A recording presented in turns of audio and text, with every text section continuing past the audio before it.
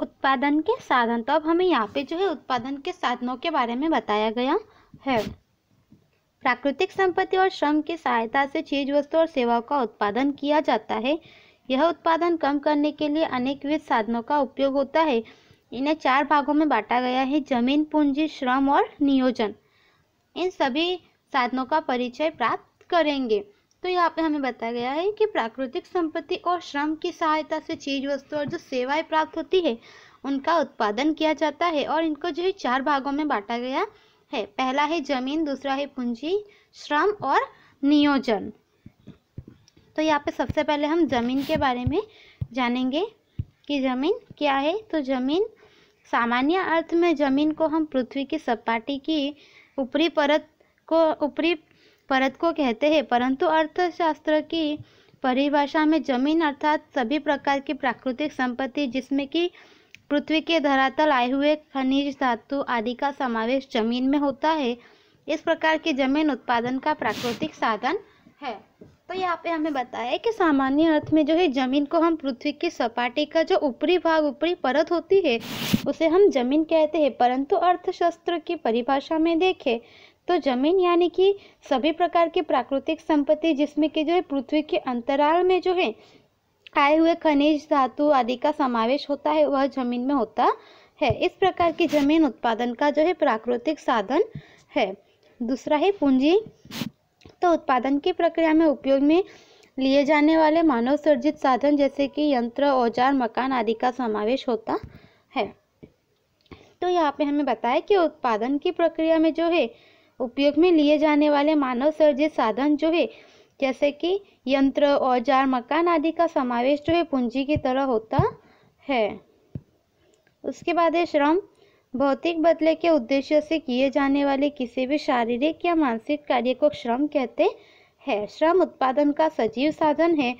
कृषि, मजदूर, कामदार, शिक्षक, डॉक्टर, कामगिरी आदि के कार्य को श्रम कहते हैं।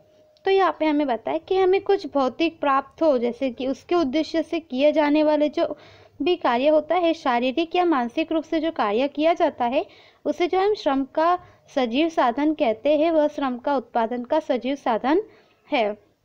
तो कृषि मजदूर जो है वह है, कामदार है, फिर शिक्षक, डॉक्टर, कारीगर आदि जो है यह सभी कार्य को हम श्रम कहते हैं। उसके बाद है नियोजन यानी कि नियोजक। उत्पादन की प्रक्रिया में जमीन, पूंजी और श्रम जैसे तीनों साधनों को लाभ के उद्देश्य से कुशलतापूर्वक संयोजन करने वाले व्यक्ति को हम नियोजक कहते हैं। इन तीनों साधनों को योजनापूर्वक उत्पादन में जोड़ने की कार्यों को नियोजन कहा जाता है।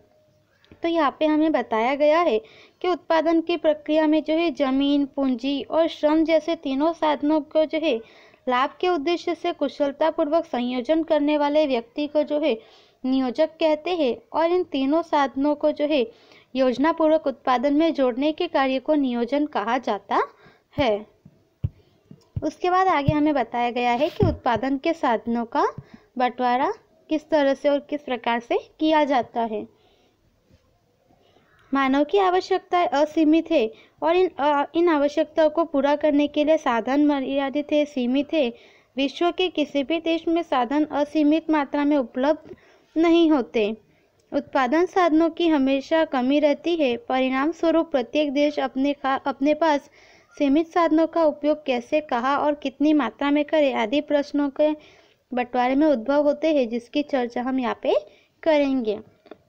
तो यहाँ पे हमें बताया कि मानव की जो आवश्यकता है मनुष्य की वह अमर्यादित है, असीमित है, परंतु जो साधन है वह जो है सीमित मात्रा में है। किसी भी देश के पास जो है असीमित साधन नहीं है, और उत्पादन साधनों की जो है हमेशा कमी रहती है किसी भी देश को, परंतु जो है उसका उपयोग किस तरह से, कहाँ पे, कितनी मात्रा में करे, इन सभी प्रश्नों के बारे में हम यहाँ पे जानकारी प्राप्त करेंगे। तो सबसे पहले हमें बताया गया है कि असीमित आवश्यकताएं। मनुष्य की आवश्यकता अमर्यादित और असीमित होती है। एक आवश्यकता में से अनेक आवश्यकताओं का उद्भव होता है। अनेक आवश्यकताएं बारंबार संतुष्ट करनी पड़ती है, तो कुछ आवश्यकताएं विज्ञान और टेक्नोलॉजी के कारण उद्भव भी होती है। इस प्रकार अनेक कारणों से आवश्यकता असीमित होती है, इसलिए उन आवश्यकताओं को पूरी करने के लिए आवश्यकताओं की पसंदगी करनी पड़ती है। तो यहाँ पे हमें बताया गया है कि मनुष्य की जो आवश्यकता है वह अमर्यादित और असीमित होती है। एक आवश्यकताओं को जो है पूर्ण करने के लिए कई अनेक आवश्यकताओं का उद्भव होता है और इन अनेक आवश्यकताओं को बार बार संतुष्ट करना पड़ता है और इन सभी कारणों से जो है आवश्यकता असीमित होती जाती है। इसीलिए आवश्यकताओं को पूरी करने के लिए जो उन आवश्यकताओं की पूरी करनी, उनकी जो है पसंदगी करनी आवश्यक होती है कि सबसे पहले कौन सी आवश्यकताएं पूरी की जाए, कौन सी सबसे अधिक ज़रूरी है, महत्व की है। इस प्रकार से जो है उन आवश्यकताओं की पसंदगी करनी पड़ती है। उसके बाद है आवश्यकताओं में अग्रता क्रम। असीमित आवश्यकताओं के सामने सीमित उत्पादन के साधन होने से कौन कौन सी आवश्यकताएं अधिक महत्वपूर्ण, यह व्यक्ति को निश्चित करने और आवश्यकताओं को अग्रता क्रम के अनुसार संतुष्ट करना पड़ता है। जो आवश्यकता अधिक महत्व की हो उसे संतुष्ट करना पड़े और उसके बाद अन्य आवश्यकताएं। इस प्रकार उत्पादन के साधन सीमित होने से आवश्यकताओं में अग्रिमता क्रम निश्चित करना पड़ता है। तो यहाँ पे हमें बताया कि मनुष्य की जो आवश्यकता है वह असीमित होती है, इसीलिए किसी भी व्यक्ति को यह निश्चित करना चाहिए कि उसकी जितनी आवश्यकताओं है उन आवश्यकताओं को क्रम वाइज रखना चाहिए, उनको अग्रता क्रम में रखना चाहिए कि कौन सी आवश्यकताओं को सबसे पहले संतुष्ट किया जा सके, कौन सी सबसे अधिक महत्व की है और सर्वप्रथम उसे संतुष्ट की जाए। उसके बाद दूसरी जो आवश्यकता है वह उसके बाद संतुष्ट की जाए। उसके बाद है मर्यादित साधन। तो उत्पादन के साधनों में मुख्यतः प्राकृतिक संपत्ति और मानव संपत्ति होती है।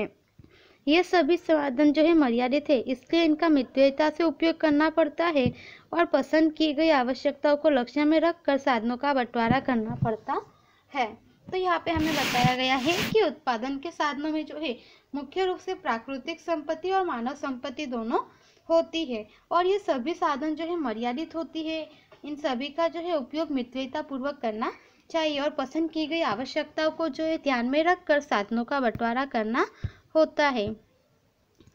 उसके बाद हमें बताया गया है कि साधनों का वैकल्पिक उपयोग।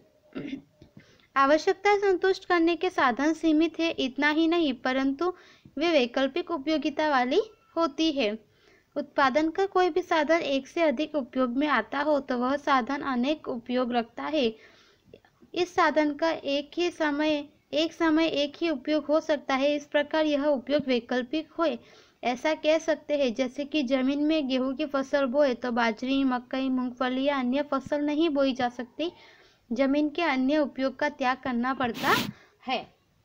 तो यहाँ पे हमें बताया गया है कि साधनों का वैकल्पिक उपयोग यानी कि आवश्यकता संतुष्ट करने के जो साधन है वह सीमित है, इतना ही नहीं परंतु वे वैकल्पिक उपयोगिता वाले होते हैं। उत्पादन का कोई एक ही साधन जो है एक ही उपयोग में आ सकता है, वह एक साथ अन्य उपयोग में नहीं आ सकता। जैसे कि यदि हम किसी जमीन पर जो है खेती के लिए गेहूं की फसल बोए तो वहाँ पे उस समय हम जो है बाजरी, मकई, मूंगफली या अन्य फसल जो है उस समय में नहीं ले सकते। तो जमीन का जो बाकी का उपयोग है, अन्य उपयोग, उसका हमें त्याग करना पड़ता है। उस समय हम केवल गेहूं की फसल ही ले सकते हैं।